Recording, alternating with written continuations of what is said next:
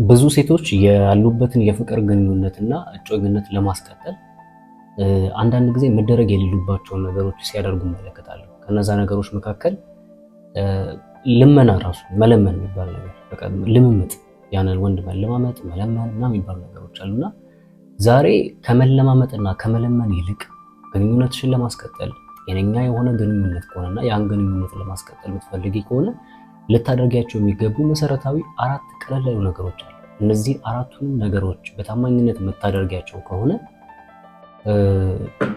አልያዝ ያለሽ የፍቅር ግንኙነት ወዶ ሳይሆን በግዱ ይያዛል። ግን ደግሞ እነዚህን ማወቅ ያለባችሁ ማለት ነው። እነዚህን አሁን የነገርኳችሁን 4 ነገሮች ደግሞ አድርጋችሁ መጀመሪያም እናንተ በራሳችሁ መንገድ ለማድረግ ሞክራችሁ ይሄ ነገር ካልሰራ ከመጀመሪያውም ያ ሰው የእናንተ አልነበረም ማለት ነው፣ ወይ ደግሞ የእናንተ እንዲሆን አልተፈቀደም ማለት ነው። ሶ ይሄንን ማድረግ ያለባችሁ። ኦኬ 4 ነጥቦች ነው የምነግራችሁ። ወደ መጀመሪያው አልፋለሁ። በመጀመሪያ ምንድን ማድረግ ያለባችሁ? እስቲ የፍቅር ግንኙነት ጀምራችኋል። ከዛ በኋላ ያ የፍቅር ግንኙነት እንዲቀጥል የቻላችሁትን ያህል ጥረት እያደረጋችሁ ነው። ግን ደግሞ ያ አብሮሽ ያለ የፍቅር ግንኙነት አጋርሽ ሊቀጥል አልቻለም፣ ወይ ደግሞ የሆነ የመዋዠቅ ነገር አይተሽበታል። ስለዚህ የፍቅር ግንኙነትሽን ለማስጠበቅና ግንኙነትሽን ለማስቀጠል ምንድነው ማድረግ ያለብሽ? የመጀመሪያው ግድ መስጠትሽን አቁሚ። በቃ ግድ አስጣት ማለት እዚህ ግባት ነው። ተይው፣ አትለምኝ። የመጀመሪያ ለምን ይሄን በምታደርጊ ሰዓት፣ ግድ መስጠትሽን በምታቆሚ ሰዓት ላይ የማጣት ፍራቻ የሚባል ነገር በውስጡ ይፈጠራል። እውነት ሪል የሚወድሽ የሚያፈቅርሽ ወይ ደግሞ ለአንቺ ስሜት ያለው ወንድ ሆኖ አንቺ ብቻ ዝም ብለሽ የምትጓዢ ከሆነና ያ ነገር ሳይገባው ቀርቶ እንትን ካለ ታዩ እንትናት በይ አትለምኝ፣ ቴክስት አታድርጊ፣ አትደውይ፣ ታዩ ምን ያመጣል? እስቲ ምን ይሆናል? የዛ ሰዓት ላይ የማጣት ፍራቻ በውስጥ ይፈጠራል። ሁልጊዜ በፊት አለው ወይዬ ምን ፈለግ ምን ላደርግልህ የምትይ ከነበረ አሁን አታድርጊ፣ ታዩ የዛ ሰዓት የማጣት ፍርሃት ነው በውስጡ የሚፈጠረው። እኔ እውነቱን ልንገራችሁ፣ እኛ ወንዶች ማለት ነው የሆነች ሴት ዝም ስትለን ወይ ደግሞ ትላንትና ታደርገው የነበረውን የሆነ የለመድነውን ነገር ስታቆም አብዛኛው ወንድ እውነተኛ ነገር ያለው ወንድ ከሆነ ጥያቄ መጠየቅ ይጀምራል። ምን ብሎ ነው መጠየቅ የሚጀምረው? ምን ሆና ነው የቀነሰችው? ምን ሆና ማለት የግድ እኮ እሱ ነው አይጠበቅበትም። እናንተም ብትሆኑ ሴቶቹ እናንተ ራሳችሁ ብትሆኑ የሆነ ያስለመዳችሁ አካል የሆነ ነገር አስለመዳችሁ። ያን ያስለመዳችሁን ነገር ሲያቆሙ ምንድን ነው የሚሰማችሁ? እንዴ ምን ሆኖ ነው? ምን አጋጥሞት ነው የሚል ነገር ይፈጠራል በውስጣችሁ። ስለዚህ ልክ እንደዛው መለማመጥ ምናምን አይደለም ያለብሽ፣ መተው። ልክ ትተሽው ጸጥ ምናምን ስትይ ወንዶች ምን ያውቃሉ? ሴቶች አቴንሽን እንደሚፈልጉ ያውቃሉ። ስለዚህ አቴንሽን ባልተሰጣት ቁጥር ሴት ሌላ አቴንሽን የሚሰጣት ሰው ካገኘች ልትሄድ እንደምትችል ያውቃል። ስለዚህ የማጣት ፍራቻ በውስጡ ይፈጠራል። የማጣት ፍራቻ በውስጡ ተፈጠረ ማለት ምን ማለት ነው? ይመጣል ማለት ነው። ባጭሩ ይመጣል፣ ያናገርሻል። ምን ሆነሻል? ምን ተፈጥሯል? ምንድነው አፕን ያደረገው ምናምን እያለ መጠየቅ ይጀምራል። ስለዚህ ብዙ ልምምጥ ውስጥ ባትገቡ ብዬ የመጀመሪያ የወንድምነት ምክሬን አስቀምጣለሁ ማለት ነው። ወደ ሁለተኛ ስናልፍ ብዙ ሴቶች ማስተዋል ያለባችሁ ነገር ይሄ ከመጠን ያለፈ ትኩረት ለወንዶች ሊያሰለች ይችላል። ግልጹን ልንገራችሁ፣ አንዳንድ ወንዶች አይወዱ፣ ሁሉንም እያልኩኝ አይደለም ማለት በእርግጥ አብዛኛው ነው። እናንተም ብትሆኑ ከመጠን ያለፈ ትኩረት የሚሰጣችሁን ወንድ ትፈልጋላችሁ። አንዳንድ ጊዜ እኮ ተፈጥሮ ይገርመኛል።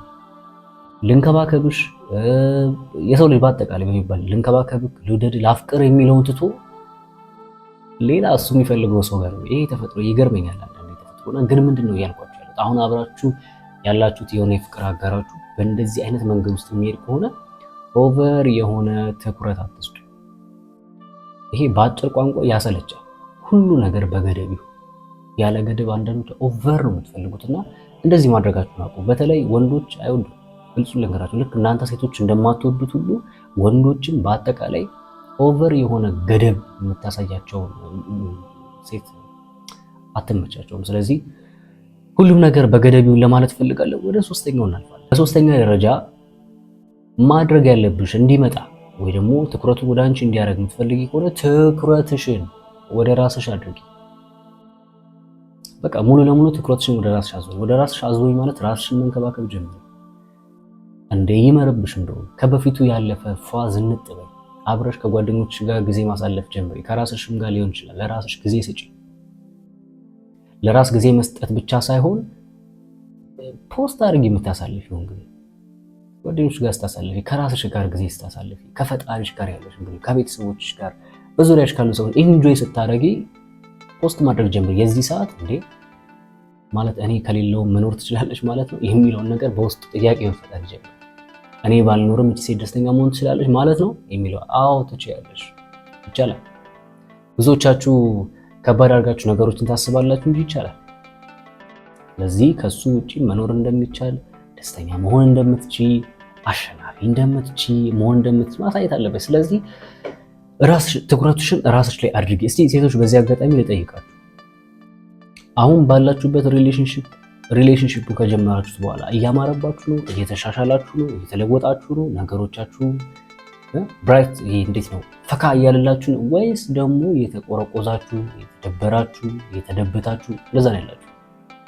እንደዚህ አይነት ሪሌሽንሺፕ ውስጥ ከሆነ ያላችሁ ኢትስ ቶክሲክ። በነገራችን ላይ ሪሌሽንሺፕ የምትደምቁበት የምታምሩበት መሆን አለበት እንጂ ተጎሳቅላችሁ የምትታዩበት ምን የለበት። በዛ ሰው የተነሳ አዝናችሁ እንደዛ አይደለም ሆነ ያለበት። ለምን ብለሽ ታዝኛለሽ?